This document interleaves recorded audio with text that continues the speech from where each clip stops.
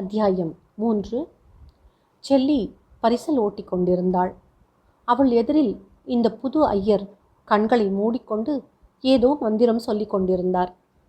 அட, அந்த புது ஐயரு அன்னைக்கு நான் நேரத்தில் காலத்தில் கொண்டு வந்து இக்கரை சேர்த்தேனே, அதே ஐயரு. சாஸ்திரி ஐயாவுக்கு அப்புறமா இவரு தான் கோவில் பூஜையை ஏற்றுக்க போகிறாராம். அல்லாசனமும் சொல்லுது.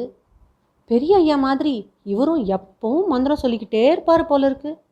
இப்படி கண்ணை மூடிக்கிட்டே இருக்காரே, திடீர்னு பரிசலில் ஓட்டை விழுந்துருச்சுன்னா என்ன பண்ணுவார்?